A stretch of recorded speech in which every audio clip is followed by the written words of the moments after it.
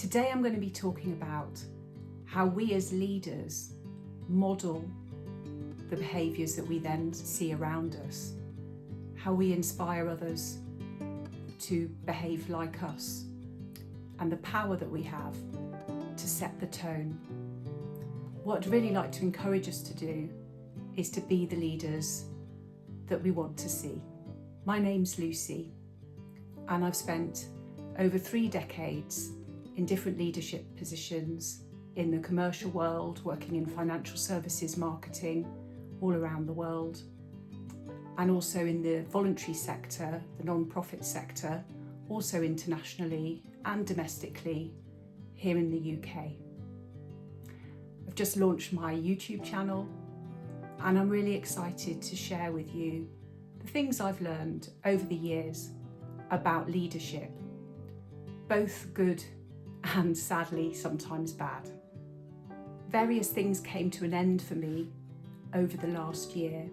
A job finished unexpectedly, and I did some thinking about what I want to spend the next phase of my career doing.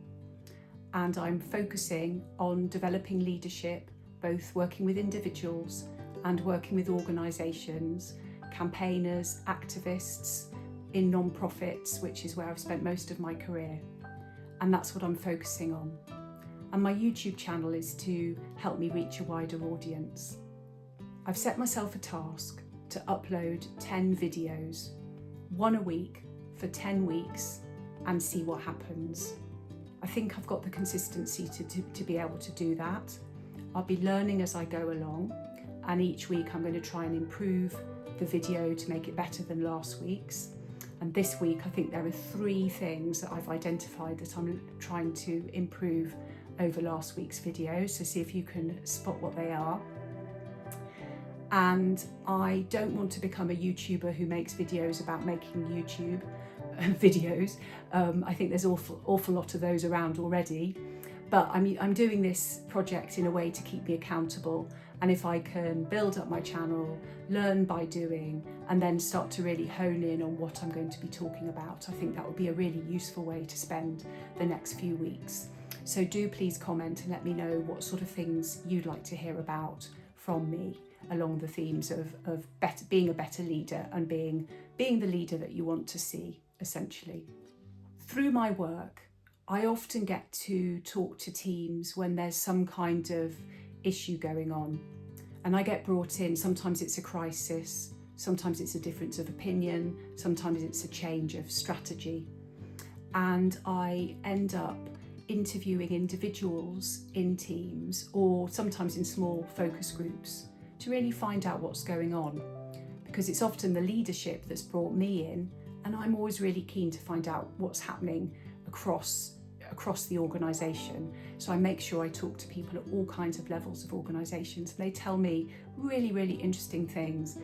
And one of the things that I've learned about a lot is the impact that leadership can have on the whole spirit of an organisation. For example, in one project a few years ago, I talked to one member of staff who'd not long joined that organisation, and she'd come from the commercial sector and she'd joined a big international non-profit based in London. And she was so excited about her new role. She had all the skills to bring to that job. But what she told me really disturbed me, because she was thinking of leaving that job, and it was such a simple thing that was going on.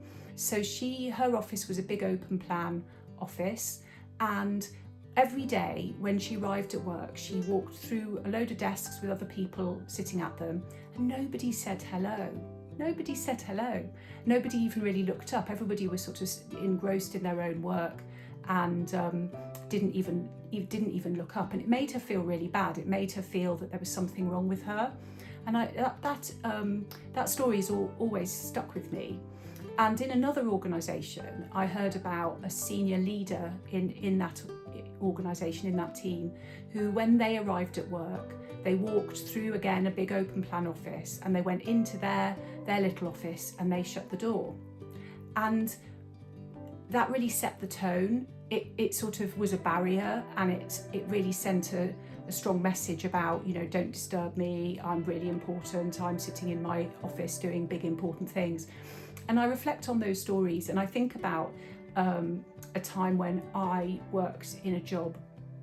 I was an exec director of a big UK-wide charity. I had a big team. I had teams based all around the UK, and sometimes during that job, which I really enjoyed looking back, but there were times when it was really stressful. We went through some change. I was under quite a lot of pressure at some times, and there were times when I really didn't want to go to work.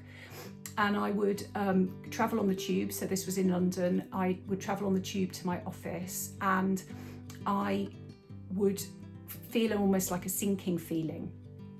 But I remember thinking back to a time years and years ago, long time before that job, where I'd taken part in the Lord Mayor's Carnival, which is a big event that happens every year in the City of London.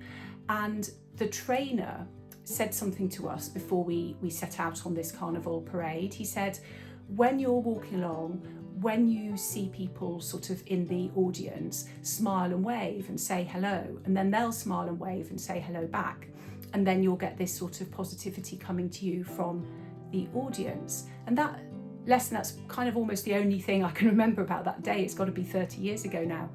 And so I started trying that technique when I was at work. So I thought, okay, I'm feeling a bit grumpy about getting to work. Everybody's feeling grumpy about going to work. Everybody's had a crap journey on the tube. Who can blame them? But I thought, well, look, I'm going to try walking into that office, and I'm going to say a big, bright, cheery hello, and I'm going to smile around at everyone that's there.